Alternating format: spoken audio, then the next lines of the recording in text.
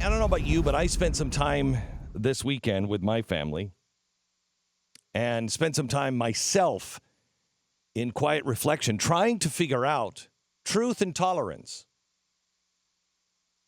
Where do we go from here? Time magazine said this weekend that we now live in a post-Christian America. They went so far as to say Christians now find themselves as exiles in their own land. Those are some pretty intense statements. This has nothing to do with who you sleep with. Because I don't care who you sleep with. Do you care who I sleep with, honestly? Do you want to know about my sexual habits? Because I barely want to know about my sexual habits. This has nothing to do with who you sleep with. This has everything to do with the right of conscience. One ruling puts us into a post-Christian world? Yes, because the president has signed some executive orders that now put us into a situation to where if you receive any federal money, any federal grant, you happen to be Liberty University, you're going to lose that money unless you now accept and you preach what the Supreme Court preaches. Right of conscience. Truth and tolerance. I think that we have to regather now, and the world has changed. I told you at one point you won't recognize your own country. We are here. You are now on the outside looking in. And again, it has nothing to do with who you sleep with. It has everything to do with your right to say what you believe. See, we're picking and choosing now. They're talking about banning the statue and taking down the statue of Nathan Bedford Forrest. I completely agree with that. That guy he was a great general, but he also was the founder of the KKK.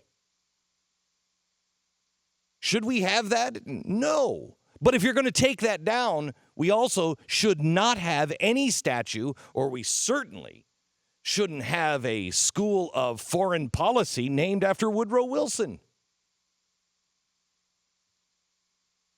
See, we're getting into a real problem here because somebody has got to tell us exactly what's right and what's wrong.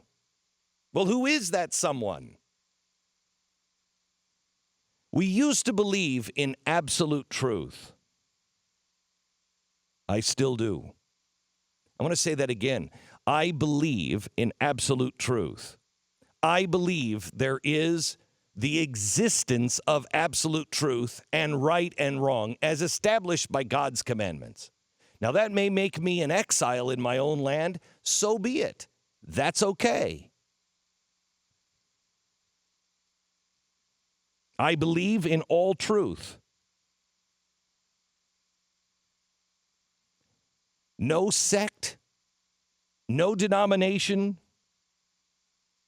no single principle of truth is out there that I don't accept or will reject.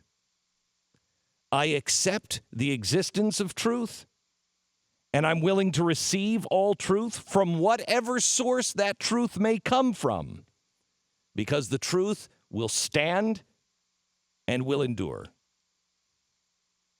We don't even recognize truth anymore. We ask, well, whose truth? What is truth? Truth is the acknowledgement of things as they are, as they were, and as they will be in the future. Truth doesn't change. Truth exists, and so does evil. There are some things that are simply, seriously, and everlasting evil. Period. Things that I can tell you that you know are wrong. Mixing sex with death You know that's wrong. It just feels wrong. It's evil. People are now telling us that there is no absolute right and wrong, and that all authority and all rules of behavior are all man-made choices that can prevail over the commandments of God. That everything is a man-made choice, and that's why we can't decide which cakes we can make and which cakes we can't make. That's why we're down to micromanaging cakes. People are questioning whether there is a God. Faith is on the retreat. The philosophy of moral relativism, which holds that every person is free to choose for himself what is right and wrong. I believe that you have the choice between right and wrong, and you are the only one that can make it.